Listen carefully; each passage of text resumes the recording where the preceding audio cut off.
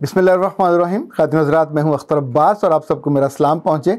आज मेरे दिन का आगाज़ थोड़ा मुख्तलिफ हुआ। फ़जर की नमाज़ आम तौर पे मैं जमात से पढ़ने जाता हूं तो 6 बजे उठा तो 10 मिनट का फ़ासला होता है जो वॉक करते हुए, तो वहाँ पहुँचते पहुँचते जमात गुज़र जानी थी। तो मैंने फिर अपने घर में ही नमाज़ अदा की। नमाज़ अदा करने के बाद जो ही मैं बैठा तो मेरी अहलिया ने छोटी बेटी को उठाया और कहा कि बाबा के पास चले जाओ, और साथ ही उसने मेरा मोबाइल लेके उसमें से एक मूवी ऑन करके दी और कहा कि मैंने कल देखी है, आप ज़रा इसको देखिए। खातिन हज़रात, ये साउथ का तोहफ़ा था और साउथ इंडिया की वो इंडस्ट्री है जहाँ की बहुत सारी मूवीज़ को इंडिया में रीमेक किया जाता है और फिर उन पर लाखों और करोड़ों और अरबों रुपया कमाया जाता है। साउथ में आम तौर पे जो लोग बसते हैं सांवले से गहरे रंग के, हम उनको शायद खूबसूरत नहीं मानते, पर उनकी मूवीज़ और उनकी थॉट्स समटाइम इतनी पावरफुल होती हैं कि आप हैरान रह जाते हैं। ये मूवी जिसको अब तक 129 मिलियन लोग देख चुके हैं, यानी 1,29,00,000 लोग, और मैं से बेखबर था। 2 माह पहले ये रिलीज़ हुई और ज्योतिका इसकी हीरोइन है। ये किस ज़माने में उनकी यंग हीरोइन होती होगी, लेकिन इस फिल्म में उसने एक करैक्टर निभाया है जो एक स्कूल की प्रिंसिपल का है। What a wonderful character it is. ये एक प्रिंसिपल की कहानी है और फिल्म का नाम है गीता रानी।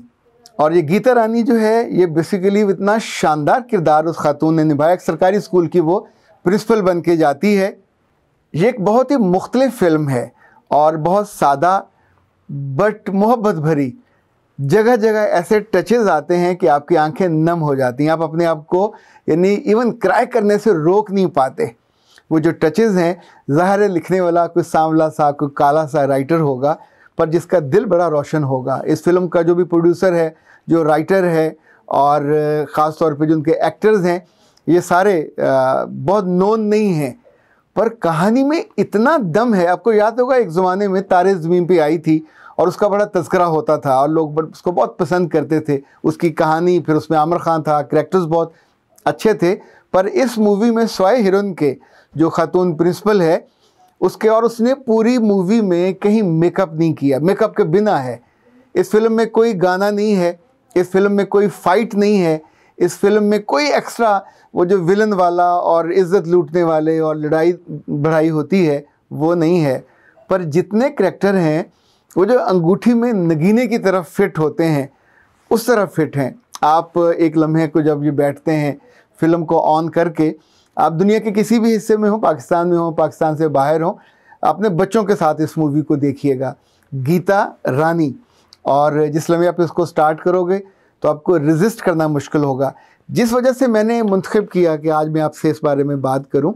देखिए, ज़िंदगी में आप अकेले कभी नहीं होते, आप 2 होते हैं। एक आप होते हैं, एक आपका हमज़ाद होता है। पर कभी कभी आप 2 से 11 हो जाते हैं जब आप अपने किसी मोहब्बत करने वाले या जिससे आप मोहब्बत करते हैं, आप उसके ख्वाबों को अपना लेते हो, उसके ख्वाब आप जीने लगते हो और उसके ख्वाबों को अमल में लाने के लिए कोशिश करते हो। ये फ़िल्म एक ऐसी ही खातून की है कि जो बहुत उम्दगी से अपने करियर में चल रही थी और फिर अचानक वो अपने महबूब के ख्वाबों को ओढ़ लेती है, बताती नहीं है।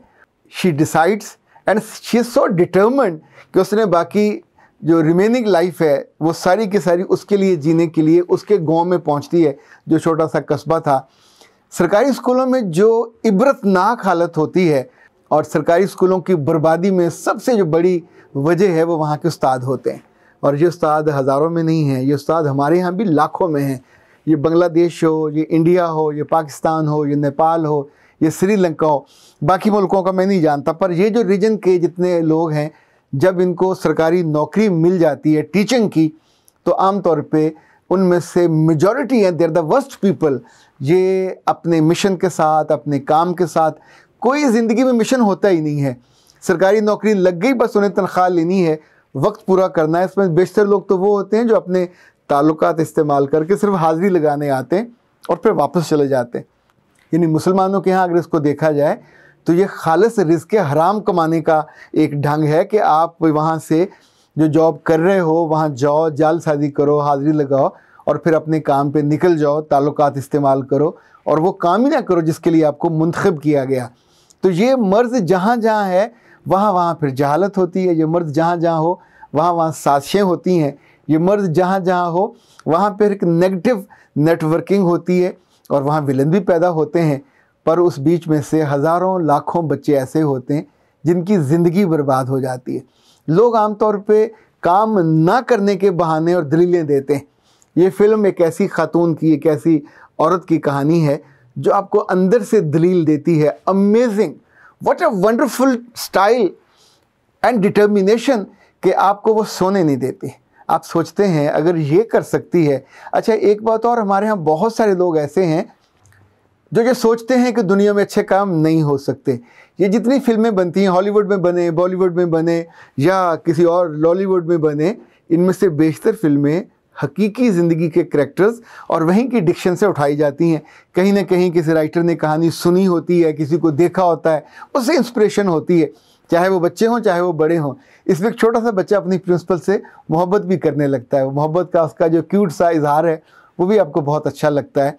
इसमें लोगों की जो ट्रांसफॉर्मेशन है, गद्दारी से, धोखे से, काम न करने से कन्वर्ट होके अपनी इज्जत के लिए, इसमें एक सियासी एमएलए और उसका बेटा भी है जिसको प्रिंसिपल ये कहती है, चूँकि उसका बाप लड़ने आता है तो उसे सिर्फ एक जुमला कहती है, you are a zero, you are a big zero and you would be a zero, कि तुम्हारे पास है क्या सिवाय तुम्हारे बाप के नाम के।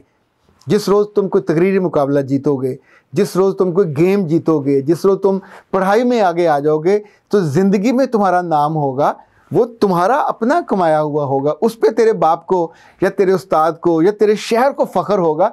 तो अपने बाप का बेटा है, इसमें तेरे लिए फ़ख्र वाली कौन सी बात है? तो कोई ज़ीरो है।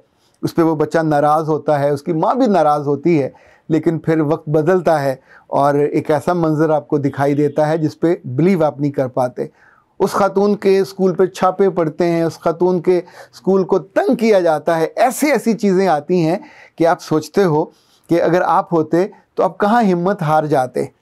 लड़के आपस में लड़ रहे हैं, लड़कियां ज़ाहिर है बिल्कुल इन्हीं गुर्बत की लाइन से नीचे वाली क्लास है जिसके साथ वो जी रही होती हैं।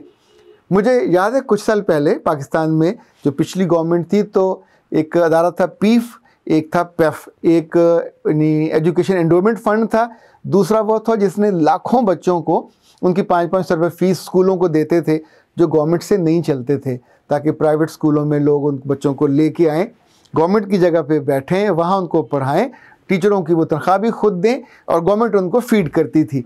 ये तजर्बा बहुत सारे, हज़ारों नहीं बल्कि लाखों बच्चों को स्कूलों में लेके आया। मुझे याद है कुछ लोगों ने तो उन फीसों से चिंची लगवा दिए, रिक्शे लगवा दिए, ताकि बच्चे डेरों से, कस्बों से स्कूलों में आए सही। तो जिन स्कूलों में, सरकारी स्कूल में उल्लू बोलते थे, वहाँ 2-2, 250, 300 बच्चे एक एक 2-2 टीचरों की वजह से आने लग गए, चूँकि दे वर डिटरमेंट कि ये हमने करना है। और उनको ज़िद भी थी, उनको ज़ाहिर है खुशी और रिस्पेक्ट भी थी, टारगेट भी था। किया जा सकता है अगर कोई करना चाहिए, हमने भी करते देखा। पाकिस्तान में कितने बच्चे हैं जो बिल्कुल गरीब तरीन ख़ानदानों के बच्चे होते, जिनको शायद मुँह हाथ धोने का भी इल्म ना हो, लेकिन आप ये देखिए कि जब वो कुछ करने पे आते हैं, कर दिखाते हैं, तो रिज़ल्ट के टॉप पे। अब तो गवर्नमेंट उनको इनाम वगैरह देती नहीं है, पिछली गवर्नमेंट तो उनको 12-12 मुल्कों की सैर कराती थी, पुलिस की उनको सलूट लगते थे, वज़ीर आला हाउस में और गवर्नर हाउस में उनको गार्ड ऑफ ऑनर का मुआयना कराया जाता था। इनफैक्ट ये मूवी मुझे लगा कि आपके दिल के लिए है, आपकी आँखों को ये तरावट देगी और आपकी सोच को थोड़ा ताज़ा दम करेगी।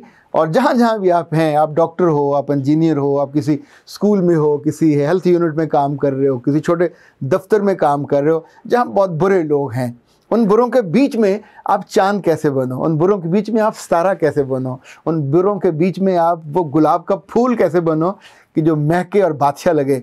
इसको जो उसका महबूब था वो रानी कहता था कि, और उसने अपनी माँ को भी यही बताया हुआ था कि मैं जो लड़की ब्याह के लाऊंगा वो रानियों जैसी होगी।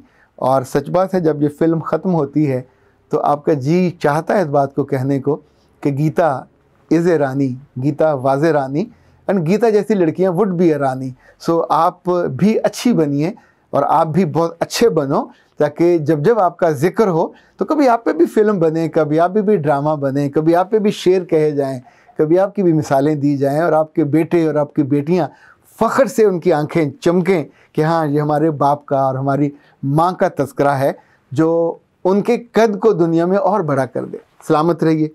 अख्तर अब्बास को इजाज़त दीजिए। अस्सलाम वालेकुम।